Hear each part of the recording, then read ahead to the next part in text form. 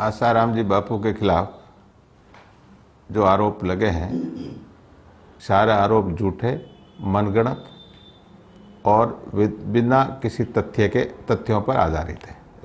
इसमें कोई सच्चाई नहीं है। जहाँ तक बापू आसाराम जी का केस का प्रकरण का सवाल है, इस केस में भी पुलिस ने वही हथकंडा अपनाया है। सच्चाई को दरकिनार करते हुए झूठी साक्ष्य एकत्रित किए हैं और झूठी साक्ष्य पर आधारित चालान यानी आरोप पत्र न्यायालय में प्रस्तुत किया है।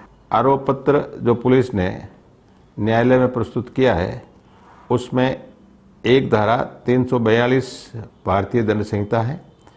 342 में ये बताया गया है कि किसी व्यक्ति या किसी लड़के लड़की को अपराधी अपने पास रोक के रखे, यानी अवरोध, उसको जो है इधर उधर जाने से रोके, यानी कन्फाइंड करके रखें। एक दूसरा, उसमें सेक्शन 354A है।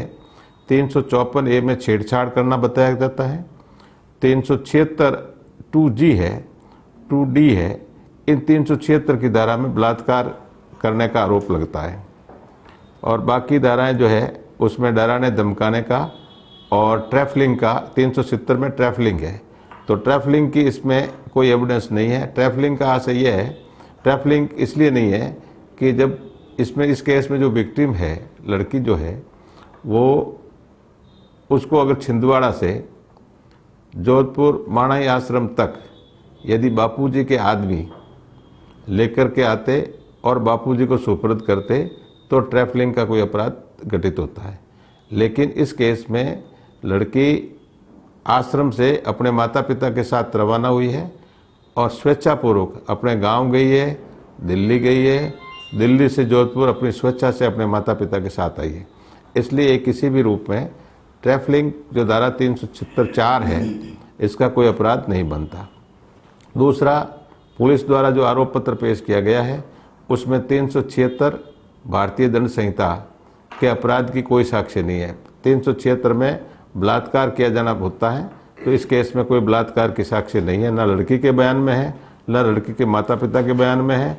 और उल्टा मेडिकल एविडेंस जो आई है, मेडिकल एविडेंस में उसके कॉन्ट्रेरी है। उसमें ये कहा गया है कि लड़की के साथ कोई बलात्कार नहीं हुआ क्योंकि उसके शरीर पे कोई किसी तरह के मार्क्स, निशान नहीं थे और उसकी जो है विजाइना जो है, वो विजाइना में जो हाइमन है वो इंटैक्ट पाया गया था।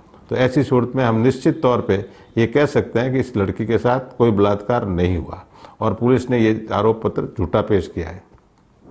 इसी तरह से ये जो दो धाराएं इन्होंने लगाई है, 23 और 26 किशोर न्याय अधिनियम, ये 23 और 26 भी किशोर अधिनियम वाली जो है, ये भी हमारे ऊपर लागू नहीं होती। इस धारा 23 में ये लिखा है, इसमें जो है एक्चुअल चार्ज और कंट्रोल ओवर द चाइल्ड जो है, ये बापूजी का नहीं है क्योंकि छिंदवाड़ा ट्रस्ट के बापूजी एक सदस्य हैं, एक ट्रस्टी हैं, लेकिन एक्चुअल कंट्रोल और इंचार्ज ऑफ द इंस्टीट्यूशन नहीं है, इसलिए ये धारा लागू नहीं होती। और दूसरी धारा 26 जो बताई गई है, तो ये लड़की जो है ना तो इस ट्रस्ट में कहीं एम्प्लॉय है, ना उसके किसी वेतन को या उसके अर्जन को निर्धारित करने का उसको रोका गया है और ना उसकी कोई तनख्वाह या उसके पेमेंट को ट्रस्ट ने अपने यूज़ में किया है। इसलिए ये जो है juvenile justice care and protection of childrens act 2000 की धारा 23 और 26 है, इसका अपराध नहीं बनता है और ये झूठा चार्जशीट झूठी धाराओं में प्रस्तुत की है।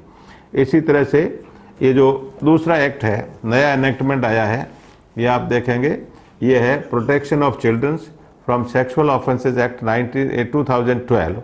इस सेक्शन में विशेष तौर से ये कहा गया है कि 18 साल से कम का चाइल्ड, लड़का है लड़की, जिसके खिलाफ कोई अपराध घटित होता है 18 साल से कम की, तब ये धारा लगती है।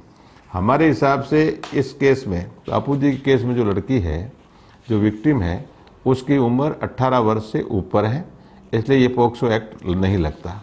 उसके स्कूल में जो एडमिशन है उसमें उसका दूसरी स्कूल में उसको भर्ती दिखाया गया है, जिसमें उसकी उम्र 17 साल आई है और उसी के आधार पे उसका गुरुकुल में भी एडमिशन हुआ है।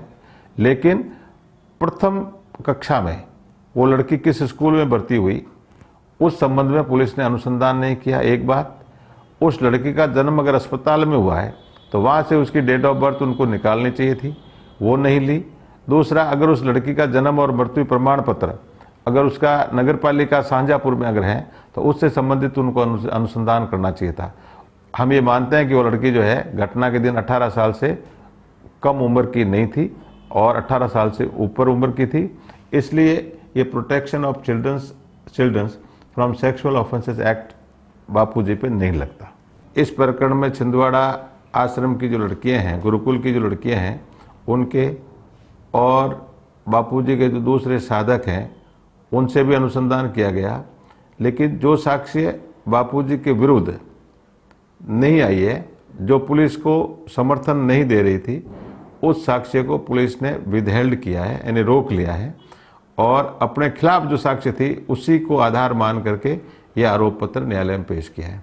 जबकि अगर सच्चाई पुलिस को निकालनी थी तो दोनों पक्षों की जो साक्ष्य आई है, पक्ष में और विपक्ष में, दोनों को मद्देनजर रखते हुए उसको बराबर तोलना चाहिए और तोलने के बाद न्यायालय में आरोप पत्र पेश करना चाहिए। ऐसा पुलिस ने नहीं किया। तो मैं मानता हूं कि पुलिस की जो अनुसंधान है वो एक तरफा अनुसंधान है और गलत तथ्यों पर आधारित चार्जशीट पेश की गई है।